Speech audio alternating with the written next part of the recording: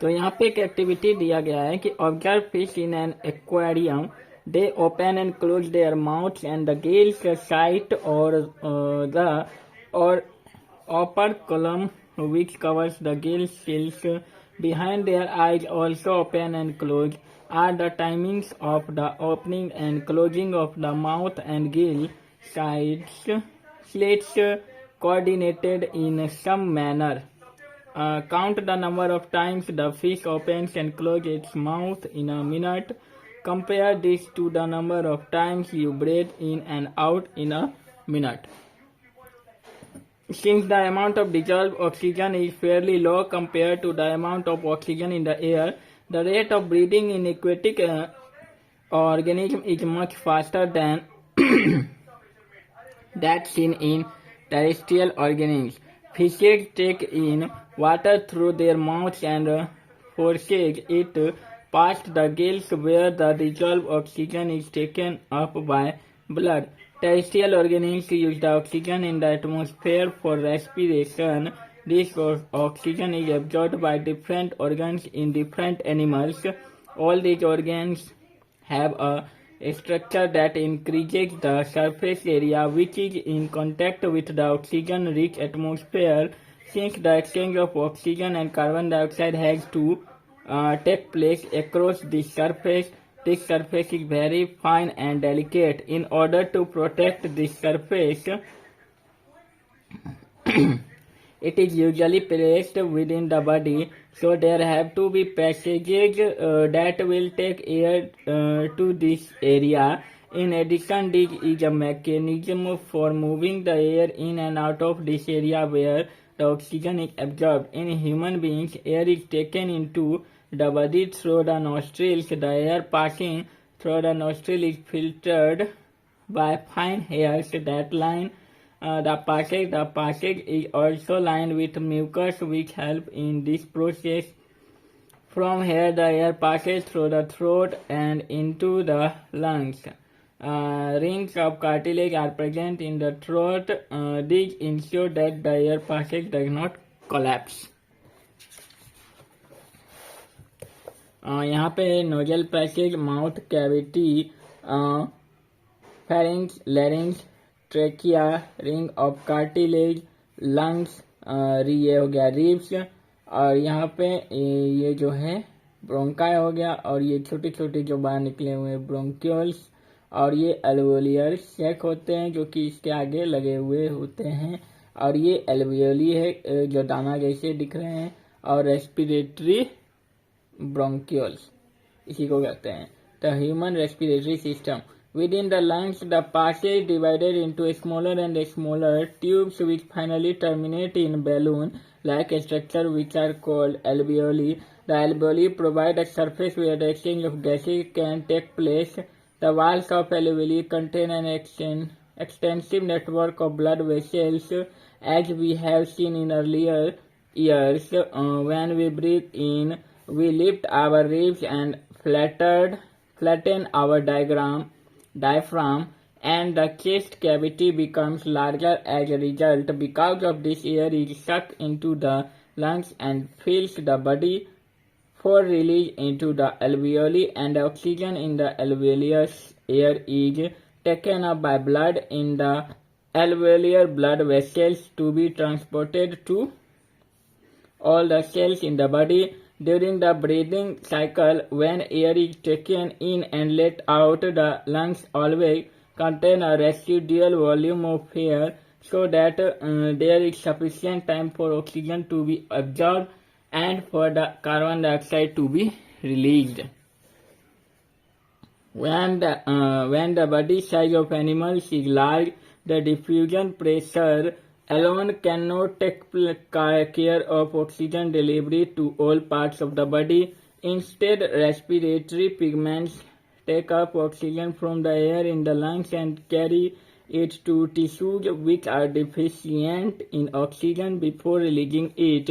In human beings, the respiratory pigment is hemoglobin, which have a very high affinity for oxygen. This pigment is present in the red blood corpuscles.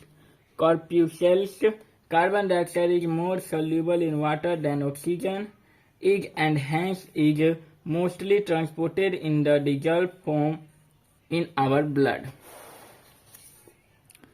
If the alveolar sac separated out, it would cover about 80 meter square.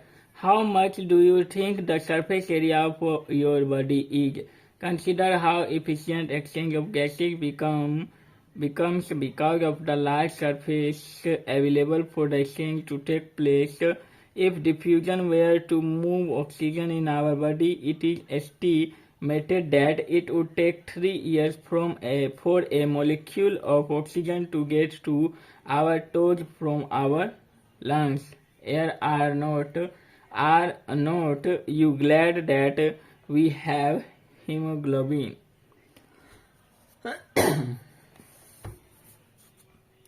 यानी कि 3 साल लग जाते हैं oxygen के molecule को जाने के लिए लंग्स से टोज के लिए, इसीलिए हीमोग्लोबिन का धन्यवाद करना चाहिए. नहीं, transportation in human beings. Visit a health center in your locality and find out what is the normal range of hemoglobin content in human beings. Is it same for children and adults? Is there any difference in the hemoglobin level for men and women? Visit a veterinary clinic in your locality. Find out what is the normal range of hemoglobin content in an animal like the buffalo or cow. Is this content different in cows, males and female animals? Compare the difference in male and female human beings and animals. How would the difference, if any, be explained? We have seen in the previous section that blood transports food, oxygen and waste materials in our bodies. In class 9, we learnt about blood being a fluid connective tissue. Blood consists of a fluid medium called plasma in which the cells are suspended. Plasma transports food, carbon dioxide and nitrogenous waste in dissolved form. Oxygen is carried by red blood cells. Many other substances like salt are also transported by blood. We thus need a pumping organ to push blood around the body, a network of tubes to reach all the tissues, and a system in place to ensure that this network can be repaired if damaged. Our pump, the heart. यहाँ पे aorta, ये हो गया vena cava from upper body, right atrium, vena cava from lower body, right ventricle, septum dividing wall, left ventricle, left atrium, pulmonary vein, pulmonary artery. इधर वाला सब pulmonary, इधर वाला सब वेना कावा और राइट वाला, और इधर वाला सारा लेफ्ट वाला, बीच में एक सिर्फ एक aorta. Sectional view of the human heart. The heart is a muscular organ which is as big as our fist. Because both oxygen and carbon dioxide have to be transported by the blood, the heart has different chambers to prevent the oxygen-rich blood from mixing with the blood containing carbon dioxide. The carbon dioxide-rich blood has to reach the lungs for the carbon dioxide to be removed, and the oxygenated blood from the lungs has to be brought back to the heart. This oxygen-rich blood is then pumped to the rest of the body. We can follow this process step by step. Oxygen-rich blood from the lungs comes to the thin-walled upper chamber of the heart on the left atrium. The left atrium relaxes when it is collecting this blood. It then contracts while the next chamber, the left ventricle, expands so that the blood is transferred to it. When the muscular left ventricle contracts its turn, the blood is pumped out to the body.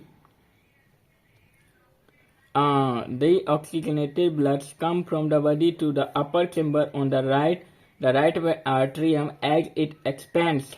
As the right atrium contracts, the corresponding lower chamber the right ventricle dilates. This transfers blood to the right ventricle, which in turn pumps it to the lungs for oxygenation. Since ventricles have to pump blood into various organs, they have thicker muscular walls than the arteria do. Walls ensure that blood does not flow backwards when the arteria or ventricles contract. Pulmonary artery to lungs, lungs capillaries, vena cava, capillaries in body organs apart from the lungs, aorta to body, pulmonary vein from lungs. Schematic representation of transport and exchange of oxygen and carbon dioxide.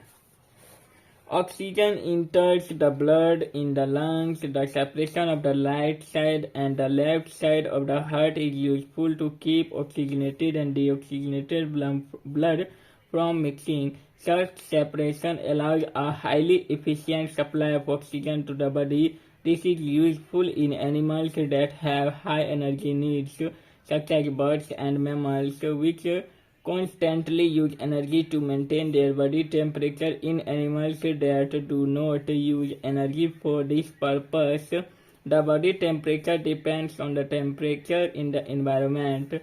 Such animals like amphibians or many reptiles have three-chambered heart and tolerate some mixing of oxygenated and deoxygenated blood stream. Fishes, on the other hand, have only two chambers to their hearts, and the blood is pumped to the gills, is oxygenated there, and passes directly to the rest of the body. Thus, blood goes only once through the heart in the fish during one cycle of passage through the body. On the other hand, it goes through the heart twice during each cycle in other vertebrates. This is known as double circulation.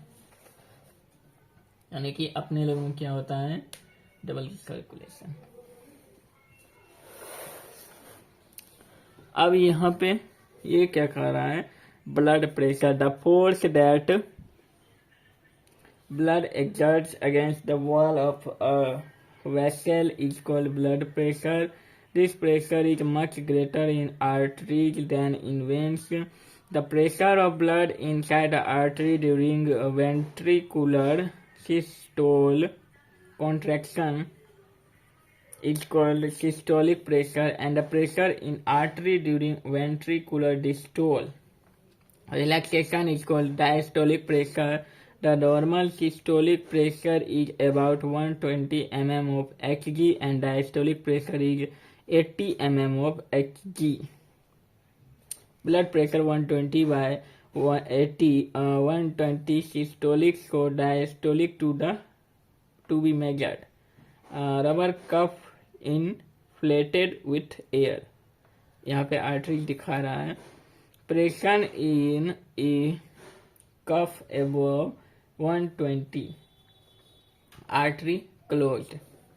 Pressure in cuff below 120 sounds audible in stethoscope. Pressure in cuff below 80 sounds stop. Blood pressure is measured with an instrument called sphygmomanometer. High blood pressure is also called hypertension and is caused by the contraction of arterioles, which result in increased resistance to blood flow. It can lead to the rupture of an artery and internal bleeding. इसके वजह से rapture यानी कि arteries में rapture भी हो सकता है, इंटरनल ब्लीडिंग का भी खतरा होता है अगर हाई ब्लड प्रेशर की बीमारी अगर आप लोग को है तो. अब क्या कह रहा है, the tube blood vessel. Arteries are the vessel which carry blood away from the heart to various organs of the body. Since the blood emerges from the heart under high pressure, the arteries have thick elastic walls. Veins